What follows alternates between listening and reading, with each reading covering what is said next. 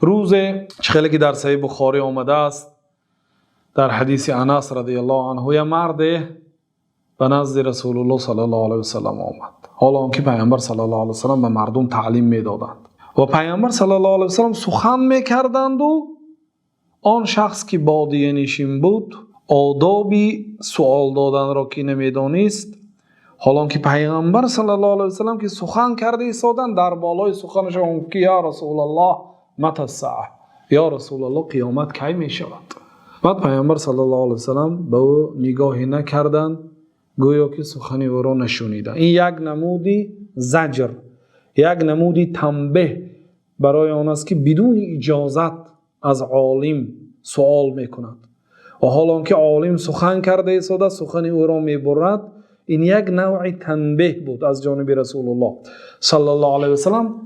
فمضى رسول الله صلی الله علیه و سلم یحدث، پیامبر صلی الله علیه و سلم حدیثشان را پره کردن گرفتند و به سؤال اعرابی اهمیتی ندادند. بعضی صحابه ها در قلبشان گفتند که پیامبر صلی الله علیه و سلم شاید نشنیدند، بعضی گفتند که شاید پیامبر صلی الله علیه و سلم شنیدند و سؤال او را بد دیدند و بعضی گفتند که شاید شنیدند و مقصد سخنشان را خواستند پره کنند. خلاصه پیامبر صلی الله علیه و سلم سخنشان را به آخر رسانیدند و این السائل عن الساعه، کجا شد اون پرسنده از قیامت؟ گفتند ها انا یا رسول الله، من اینجا هستم یا رسول الله صلی الله علیه و سلم. در بعضی روایت ها آمده است بعد پیامبر صلی الله علیه و سلم و ماذا اعددت لها، به قیامت چی آماده کردی؟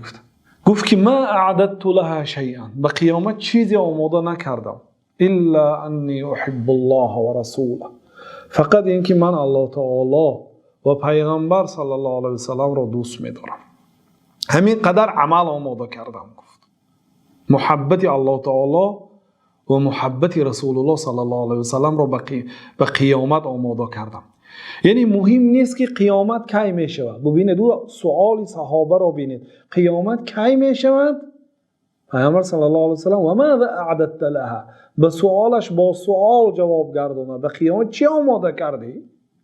یعنی قیامت کی می شود هیچ کسی نمیداند، این امر معلوم است و قیامت کی شدنش را دانستن مهم نیست، لیکن مهم این است که به قیامت چی آماده کردی؟ گفت که ما اعددت لها شیئا.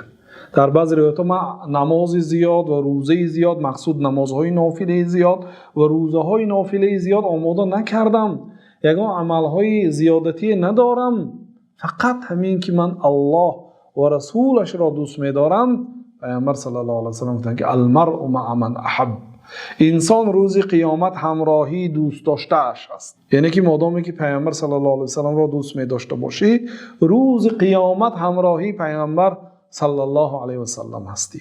حضرت انس میگن که ما در آن روز بسیار خرسند شدیم و یگان روز این گونه خرسند نشده بودیم، چون که من پیامبر صلی الله علیه و سلم را دوست می دارم، حضرت ابوبکر صدیق رضی الله عنه را دوست می دارم، حضرت عمر را دوست می دارم، اگرچه مثل آنها عمل کرده نتوانم هم، ولیکن به سبب محبت هم روز قیامت همراهی آنها در مرتبه آنها و در درجه آنها در جنت می شوم.